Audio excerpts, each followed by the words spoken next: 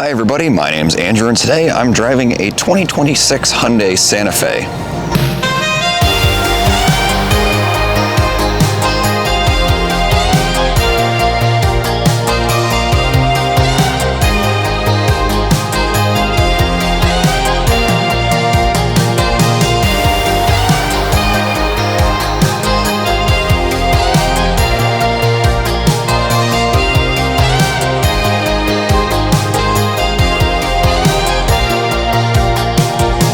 Santa Fe is interesting to me because almost 25 years ago, my parents bought brand new a 2001 Hyundai Santa Fe, and coincidentally, it was also blue. It was a lighter blue than this, but that's beside the point. I wanted to drive this thing as a rental and see really how the Santa Fe has modernized and changed over the years, because this particular new generation is a little bit controversial so far for the way it looks. But that's what we're going to be doing today. We're going to be looking at this thing inside and out. I'm going to tell you what I think of it, and then we'll take it for a quick test drive as well. Over the last 25 years then, the Santa Fe has gone in a couple different directions, because it started out as a relatively small two-row crossover. Then it sort of was the same thing for a generation, but then it became also available with a three-row variant. And then it became a two-row exclusively again. And now with this new one, it's also a big three-row again. So clearly they can't make up their mind with what they want to do with this thing. But like I said, this new Santa Fe has been a little bit controversial so far for the way it looks. It is definitely a unique SUV, and there are not many super boxy big SUVs anymore, which is too bad, aside from obviously like the Tahoes and that sort of thing. But in a way, this reminds me of the Ford Flex, for those that remember that, which I don't think is necessarily a bad thing, but it's also taken a lot of inspiration from vehicles like the Land Rover Defender, which I think is the main thing that people compare it to.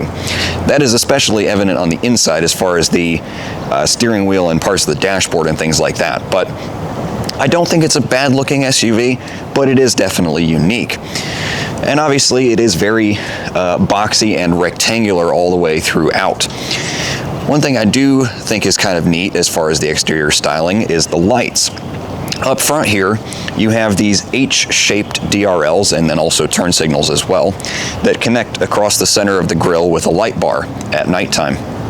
And in the rear, the taillights are also sort of H-shaped, but they're stretched. So they are clearly supposed to mimic the front, but because of that, they end up kind of looking like dog bones, which is definitely something you can't say about the lights on any other car. After looking at it more, I would like to amend that statement actually and say that the rear lights are way too low down on the vehicle, both from a visual and functionality perspective. But other than that, I don't hate the styling. For 2026, the Santa Fe is available in a few different trim levels: SE, SEL, which is what this one is, Limited, XRT, and Calligraphy. All Santa Fe's, though, for 26 come with this 2.5-liter turbocharged four-cylinder, which makes 277 horsepower and 311 foot-pounds of torque. It's mated exclusively to an 8-speed automatic transmission and available with either front or all-wheel drive. This one happens to be the all-wheel drive option for an additional $1,800, but in reality of everyday driving, that frankly makes no difference. It is worth noting, though, that the all-wheel drive version does get slightly lower fuel economy than the front-wheel drive. And by the EPA, this car is rated for 20 city, 28 highway, and 23 combined, which honestly is not that great. It is accurate because in the last 500 miles of driving this thing, I've averaged exactly 27 to 28 mpg, but honestly a little bit disappointing. I know it's a big, heavy car, but at the same time, it's also a little turbo four-cylinder, and it should be more efficient than that. There is a hybrid version available, which does get significantly better fuel economy, but at the expense of power and torque. The hybrid is quite slow. And this one's not fast already. This is a 6.3 seconds 0 to 60 in the ICE version, in the gas version, which is fine. It's good enough. And also the hybrid is quite a bit more expensive. Another neat design detail on the new Santa Fe is this little section right here on the C-pillar. Interestingly, it's just on this side and not, as you'll see, on this side. But I was very intrigued as to what this was. And if you open the door here, the back door, you can see a little key slot right here. The key, if I can fumble for it, comes with a physical blade, of course, as most do. And if you put it in this slot, if it'll go, and twist it, let's try that with my other hand.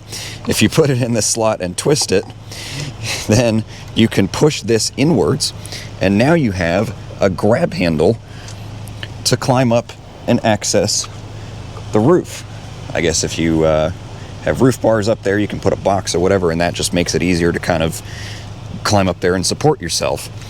I don't know why it's only on this side. I believe the higher trim levels do have it on both sides, so I'm not really sure why that is a trim level locked feature, but it is a neat one nonetheless. Speaking of the key, this is the fob for the new Santa Fe. I believe most, if not all, new Hyundais are using this key by this point. And it is massive, for one thing. I don't have a good comparison. Here's my sunglasses. That's a big key fob. But either way, it's supposed to look like an H shape, just like the headlights, although this one is actually the Hyundai logo design.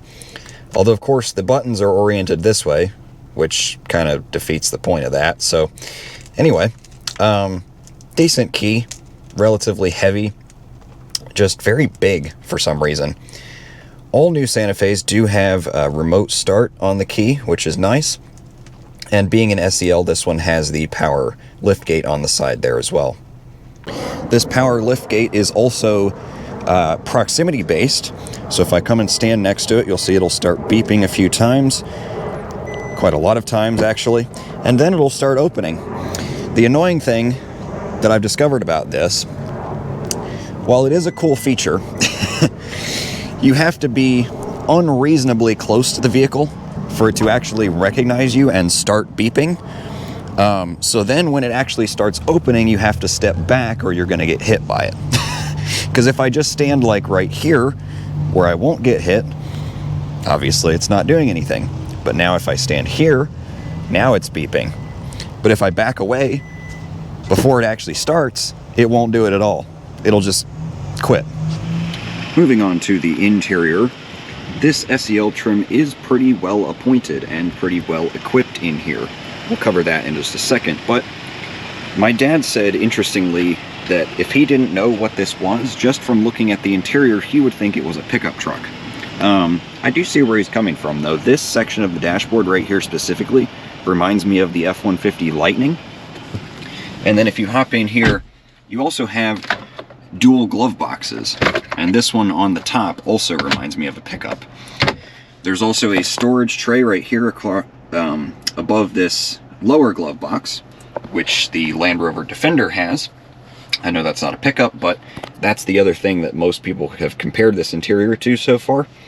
The Defender also has this sort of floating center console with a large storage area underneath, and even the logo on the steering wheel that Hyundai is using is now quite similar to the Defender logo. It's no more H in here, it's just these dots in a rectangle for whatever reason.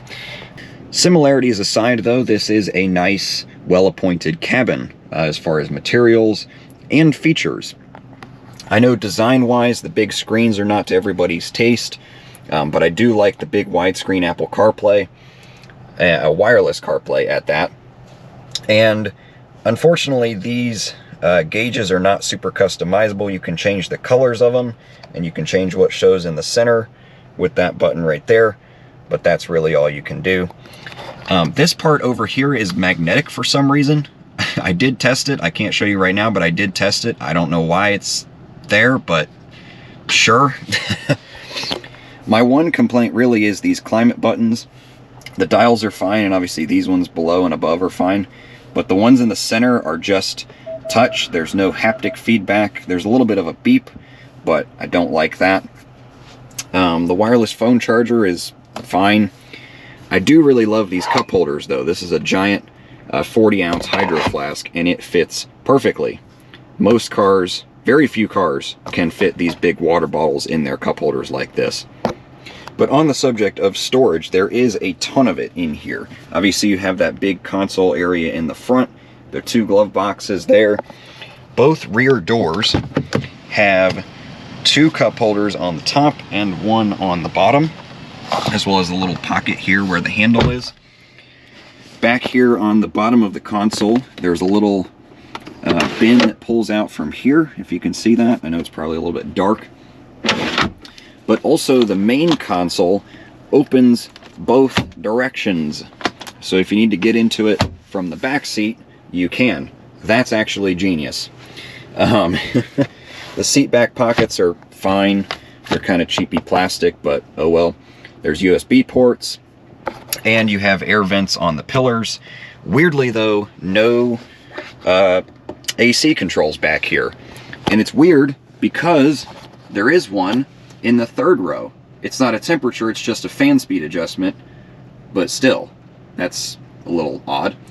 It's going to be a little bit hard to show you, but the 2nd row does also recline and slide back and forth. And look at how far that reclines.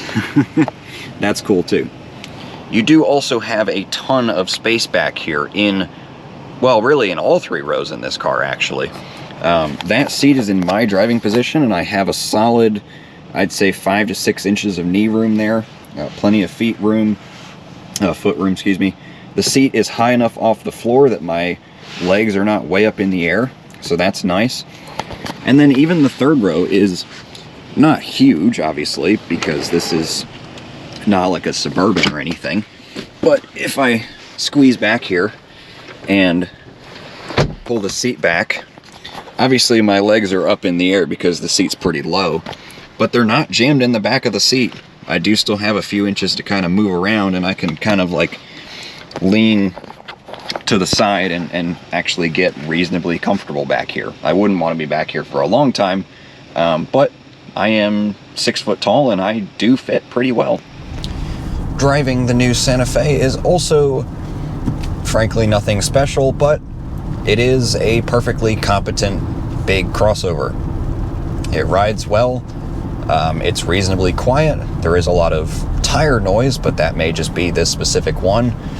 Road noise is fine.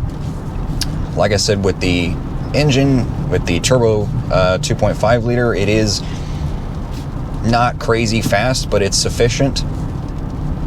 And yeah, I mean, that's about it. I put about 500 miles on this thing this weekend, going out to the Outer Banks, and it was comfortable. It was, you know, just fine, really. I mean, that's why I don't love reviewing cars like this, because I kind of struggle with what to say about their driving experiences. Other than that, I really need to come up with some other adjectives, some other synonyms for acceptable or sufficient or fine. I do particularly like the lane assist on this car. I was pleasantly surprised that it had it in the first place.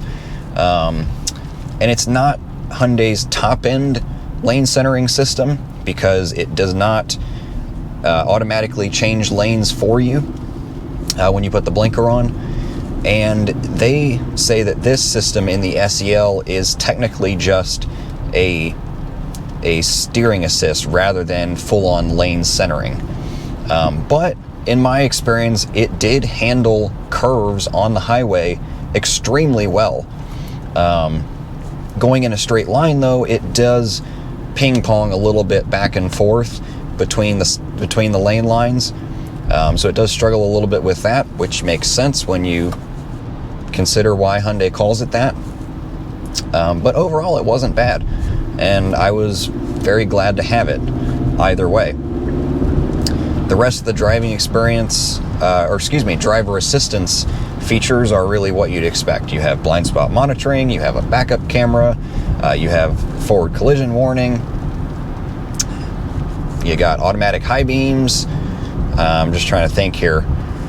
yeah, I mean, that's really all the normal stuff that you would expect in a car at this price point. So nothing missing, but also nothing overly special. With the non-hybrid, you do also have paddle shifters on the back of the steering wheel for some reason. They are kind of pointless in a car like this because, like, when are you ever going to really use them? The sport mode in this thing makes zero difference versus normal mode, and the paddles are pretty slow to respond anyway, so I'm not a fan. But their inclusion is somewhat amusing because the EcoBoost Mustang that I reviewed recently, which is supposed to be a sports car, didn't have them, and yet this does. The Santa Fe is also, as I mentioned before, pretty well equipped for a SUV at this price point. And really that's what Hyundai and Kia have always kind of been known for anyway, is sort of value when it comes to nice interiors and features for the money. They are a little bit questionable still in their future reliability. So I can't sit here and tell you that this car is going to be as reliable as a Toyota Highlander, because it may be, but it also might not be. It also might blow up at 100,000 miles. Having been a Kia service writer briefly, I'm fairly well acquainted with that. So it's a very nice car right now. That's really all I can say about it. Hyundai does offer a pretty good warranty though. It has a 5-year, 60,000 mile bumper-to-bumper warranty, which is one of the longer ones. And then also their signature 10-year, 100,000 mile powertrain warranty. And having been a service writer, I can also tell you that they are very good, at least Kia was anyway, very good with warranty extensions for what became major issues. So that should provide a little bit more confidence, I suppose. May not help the headache entirely if certain things do happen down the line with this vehicle, but hopefully they won't in the first place. I will also say it is a little bit sad that for 2026, no new Hyundai products come with complimentary maintenance anymore. These cars used to come with 3 years of complimentary maintenance if you buy them brand new, so oil changes, tire rotations, things like that. But for 26, that is now gone. So with that, if you enjoyed this video or found it informative, give it a thumbs up.